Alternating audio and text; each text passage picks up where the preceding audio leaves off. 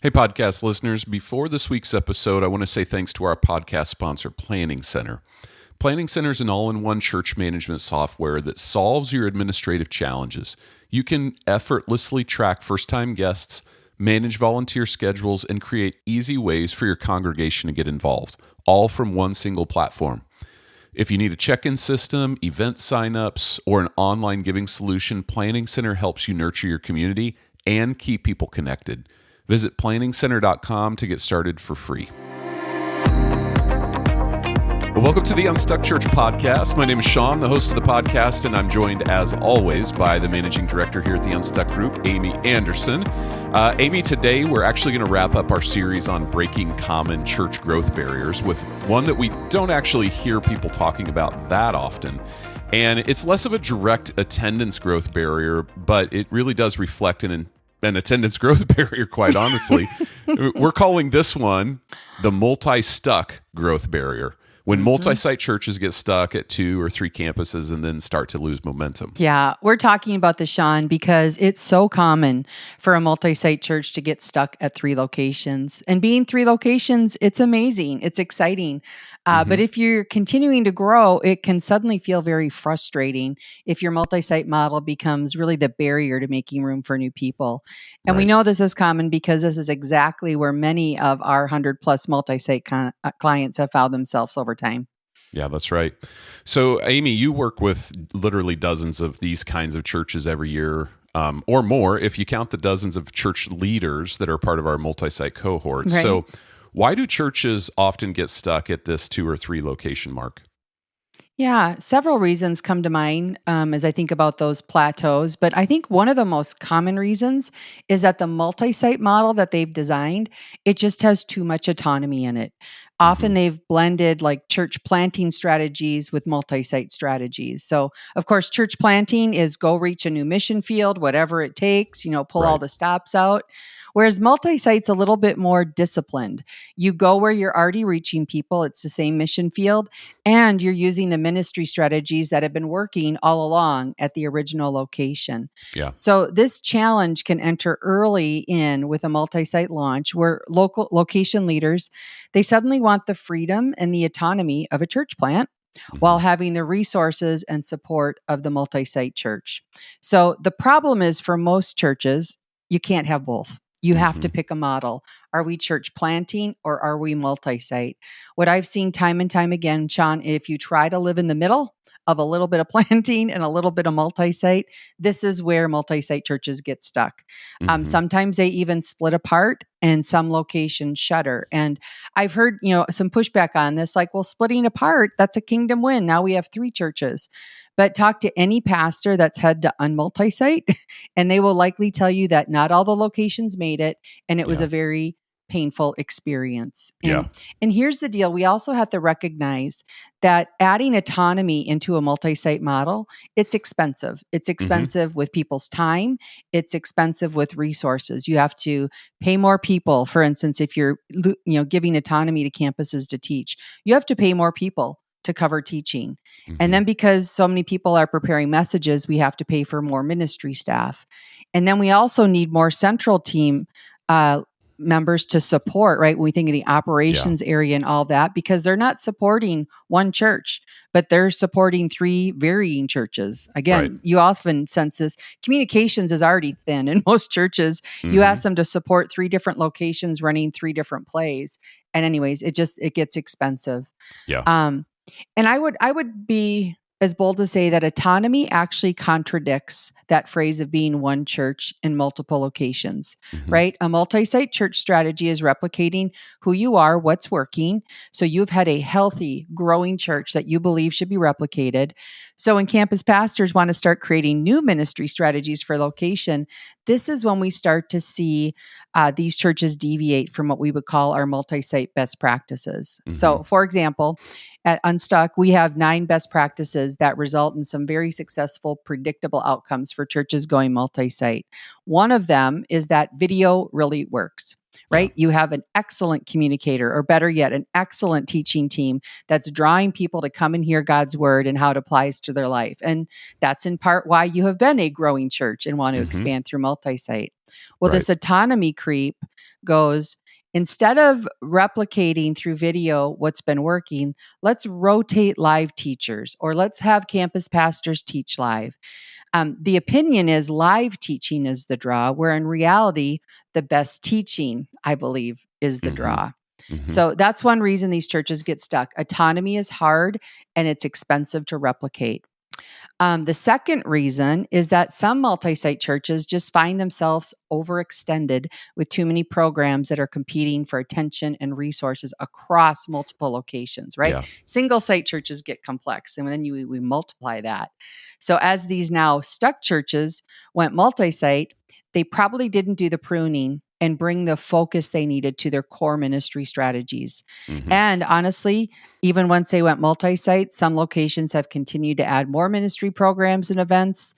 And I'll add, the common thing I see is that every campus, Sean, they just want to have event after event after event. Have you been in those churches? Absolutely. Yeah. Again, I'm probably being too bold sometimes, but my perspective is that every church already has 52 major events a year.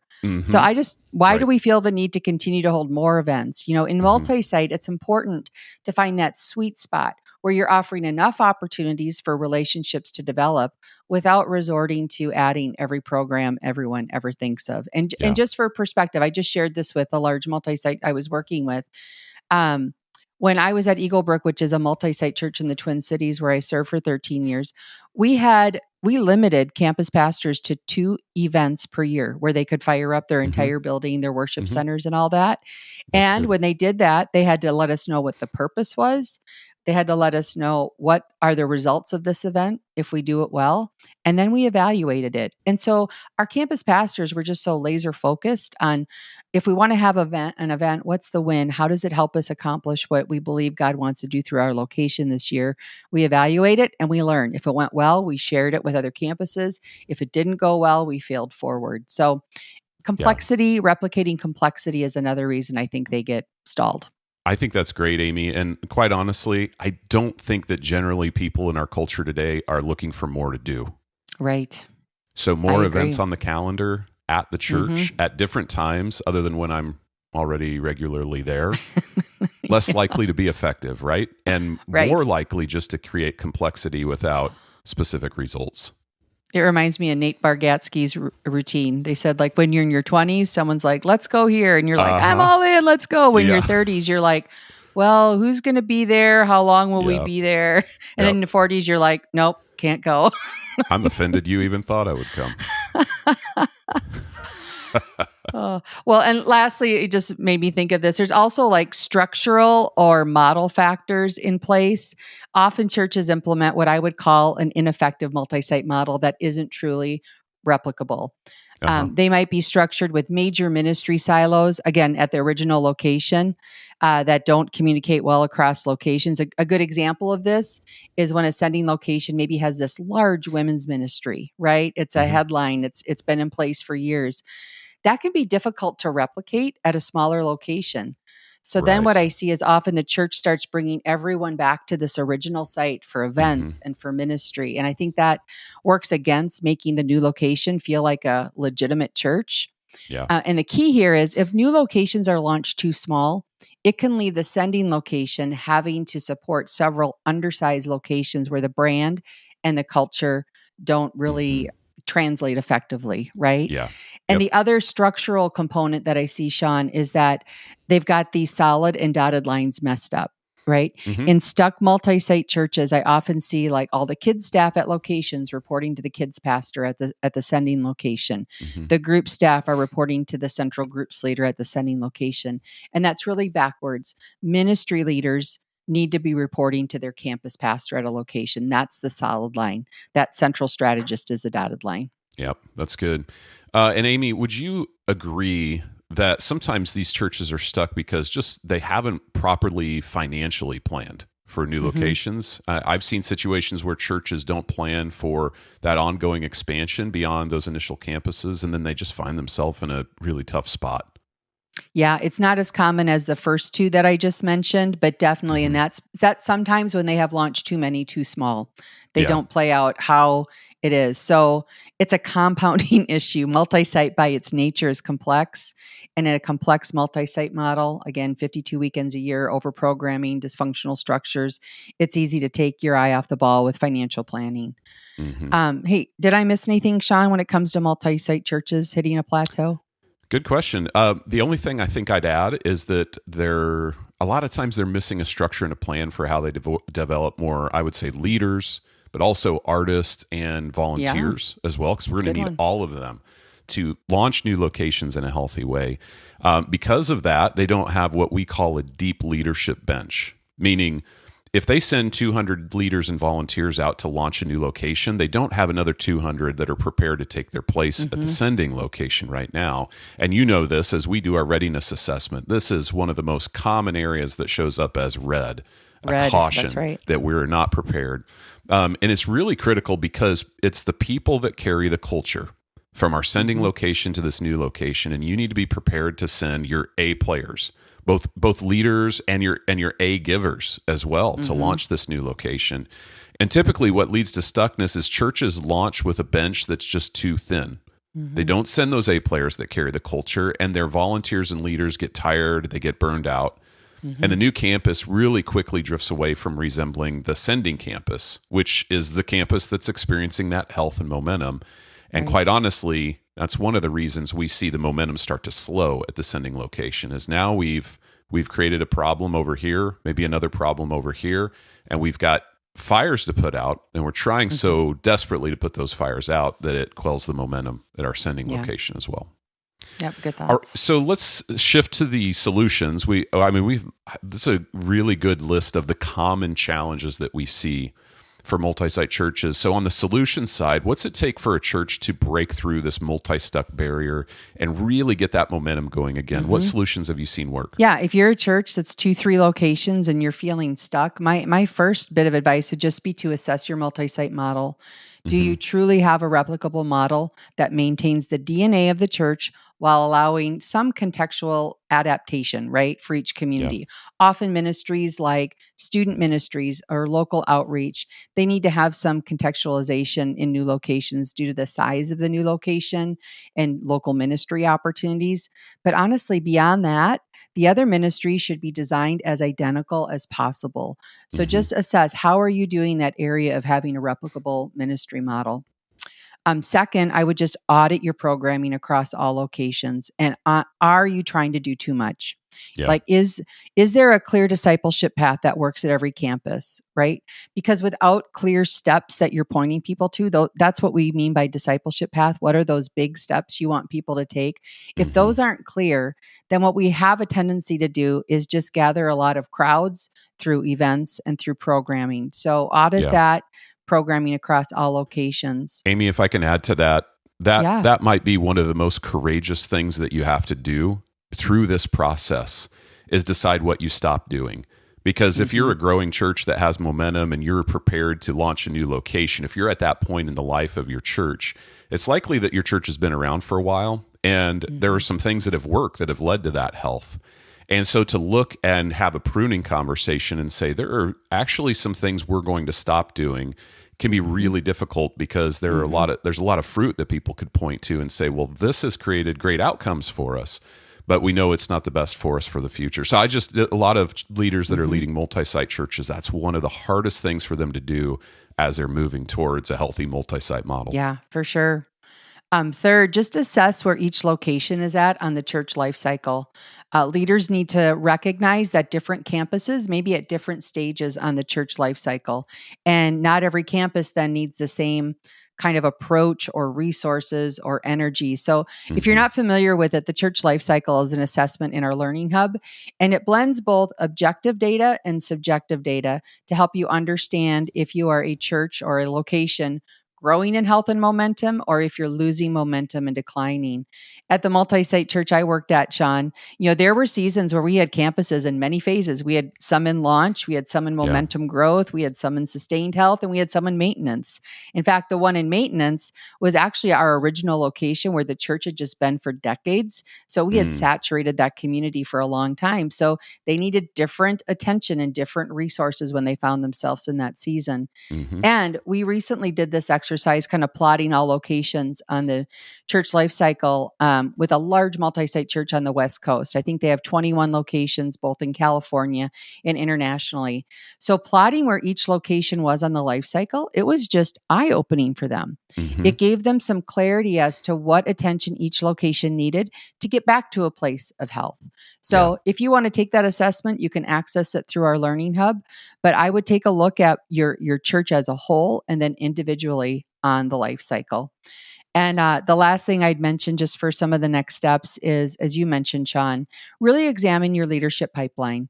Multi-site growth requires developing leaders who can replicate the church's culture and values. So just how deep is your bench? Do you have a system for it? Do you have someone who's championing that leadership pipeline? So maybe not all of those apply, Sean, but again, for our listeners, however you're stuck, I hope we're helping you diagnose what it is right now. Yeah, those are great options for solutions there. Let's say a church has been stuck at maybe 2 or 3 campuses for a while, but they're starting to think about future expansion, actually. What would you encourage them to do? What should they know? Yeah, well, I would say first, if you realize that too much autonomy has crept into your multi-site model, I would really start by determining what needs to be pulled back in and identify where locations can contextualize for their location's unique context. So just have that conversation about what needs to be identical, where can we allow some autonomy, and any autonomy you allow in, it cannot work against maintaining alignment with the overall church vision. Right. Next, if certain campuses are consistently underperforming or draining energy from the whole system, you just need to figure out why. What is the cause? You have to get to the answer of that question. And then, of course, boldly take the necessary steps to get them back to a place of health. Or in some locations, it means shutting down a location. And I know that sounds harsh and that has other repercussions, but sometimes it's necessary for the overall health of all of the locations. So it really depends on why they're stuck. Lastly, I would say if you're 2 or 3, you feel stuck, but you're looking to the future, I would just say actually pause new campus launches until you've done this work, until you understand the underlying issues that's causing the stall. Because you have to remember, when we multi-site, we are replicating who we are. So if there's unhealth in your systems, you want to get healthy first and then replicate. Otherwise, you're just going to replicate that unhealth. All right, Amy, so let's talk about how each of the key leaders needs to own their role. And starting with the senior pastor, what do they need to be focused on? Great. By the way, Tony used to always say to us, the leader senses it first. So if you're a senior pastor kind of leaning in because you've been sensing this, here's what I want you to do. I want you to focus on clarifying the vision for multi-site and open up the conversation about what needs to change. I think that needs to be your role. Clarify the vision. Why are we even going multi-site? And then open up the question of what needs to change. And then pass it off to your executive pastor. So executive pastors who are listening, you need to do the needed analysis. So one of the roles you can't delegate is making vision actionable. So if the lead pastor has clarified that and they want to launch more locations, you need to lead the work of assessing what's working and what's not. And I, again, would start with analyzing how identical and independent are our ministry strategies. I would review the vital signs for each location and understand where they are in the church life cycle. In other words, do the diagnostic work on the model because your data is telling you a story. And then board members, you have a role too. Multi-site is typically a significant financial investment. And I really believe it's your role to oversee the development of a sustainable financial plan for expansion. Yeah. So, Amy, throughout the whole series, we've been giving leaders, each in their different roles, a swing thought. And that is just, a simple idea that you can focus on in the moment. You've talked about that in each episode. So let's do it again here. What's the swing thought for the senior pastor, executive pastor, and for the board roles? Yeah, for the senior pastors, your swing thought, your area of focus is reestablish the why. Reestablish the why. Why are you a multi-site church? Why does each campus exist? Why are you doing this? From clarity about why, then you can effectively begin to evaluate. Well, actually, your executive pastor can, where the how is not delivering. Right. So you reestablish the why. Executive pastors, think replicability. That's a hard word to say, Sean. It is a hard word. I want to say replicatability. So whichever one works for you, executive pastor. But probably depends on what part of the country you live in, how you say it, I would guess. We might need to do an episode on talking Minnesotan because there's a lot of words we make up here that are they're just better. Fun. I think I'd learn a lot. Mm-hmm. So replicability, get fresh perspective on everything your church is doing through the lens of replicability. Where is there too much complexity? Where do campuses feel very different? And I say that word feel because you know this, if you're kind of a person on the team that gets to go to the multiple locations, which by the way, this typically is not the senior pastor, you can sometimes walk into a room and go, this just feels like my church. And other times you're like, this doesn't feel like my church. Your job, executive pastor, to figure that part out. And then for the board, I would just say your swing thought will be mission over methods. You guys need to support the lead and executive pastor through changes that need to be made. And so I want you to use your discernment gifts as they make ministry decisions, and then use your influence to support them with the congregation. The reason I said your swing thought is mission over methods is you need to be anchored in why we do what we do, and that it's more important than how we do that. People don't like change, but your influence as a board member, your influence is to help lead the why that will help the staff team actually navigate the needed changes. That's good. That makes a lot of sense. All right. So we're going to wrap up this series. Before we do, any final thoughts from you? Yeah, it was fun to talk about this. Breaking the MultiStuck barrier. You've heard it. It requires honesty about what's working and what isn't, and where you're really hoping to end up. In fact, one church I just worked with, they're at 3, they're multi-stuck. I said, what would it look like if you were 6? And that was kind of mind blown. They recognized we can keep up this complexity in 3, but if we really went to 6, it requires different systems. Yeah. So I just think many churches, you need to admit your current approach isn't sustainable for growth beyond where you are now. We have to remember that healthy multi-site expansion isn't just about opening more locations. It's about multiplying disciples, and it's about impacting the communities that we serve. So we want to do this right. And this barrier, honestly, Sean, I think it can be a gift if it forces us as church leaders to step back and strengthen the foundation before taking on more. I really feel bad for churches that continued that expansion when at 3, they had all the symptoms of being multi-stuck. It's just a harder step back once you've spread yourself too thin. So if some of this podcast has resonated with you today, again, I think it's a gift because I think it'll help you step back and actually strengthen your model before you continue to expand to more locations. Well, thank you, listeners, for joining us for this final episode of our series on owning your role and breaking church growth barriers. If you're a church leader facing any of the hurdles that we've talked about, of course, we would love to help. Our team has worked with hundreds of churches of all sizes to help them find alignment, get unstuck, and then make a greater kingdom impact. You can actually visit us at theunstuckgroup.com to learn more about our process. Next week, Amy, we're back with a brand new series. We're going to talk about everyone's favorite topic, management. Yes. I love management. Right? That's going to be fun. It is going to be fun. Actually, if you're a senior executive pastor and you want to make sure that you're optimizing all of the other leaders on your team to lead their teams well, this series is going to be for you. So come back next week. Until then, have a great week.